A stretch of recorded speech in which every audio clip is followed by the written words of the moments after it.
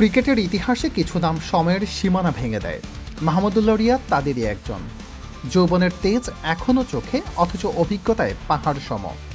অতীতের দুরন্তপনা আর বর্তমান calculated game দুটোর মিশেলেই আজও তিনি টাইগারদের ফাইনাল ওভারের গো টু ম্যান। চ্যাম্পিয়ন্স ট্রফিতে বাংলাদেশের সর্বোচ্চ রানের তালিকায় রিয়াদ পঞ্চম, কিন্তু এই লিস্টে কারা আছেন?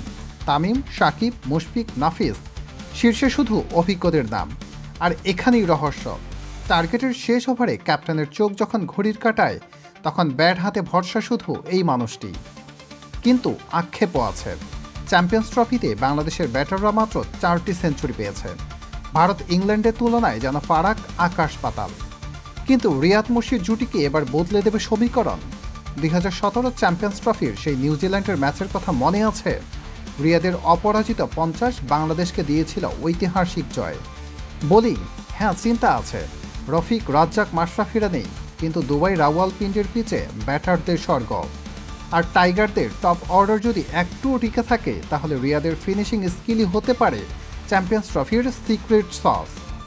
মাহমুদুল্লাহ রিয়াদের ক্যারিয়ার মনে করুন, 2015 সালের সাউথ আফ্রিকার বিপক্ষে দারুণ সেঞ্চুরি, 2019-এ ভারতের বিপক্ষে নার্ভাস নাইট ডাউন জয়। এবার কি চ্যাম্পিয়ন্স ট্রফিতে ক্যারিয়ারের শেষ অধ্যায় রচনা করবেন এই লিজেন্ড? মোহাম্মদ ইমরান আলী, দৈনিক আওয়ার বাংলাদেশ।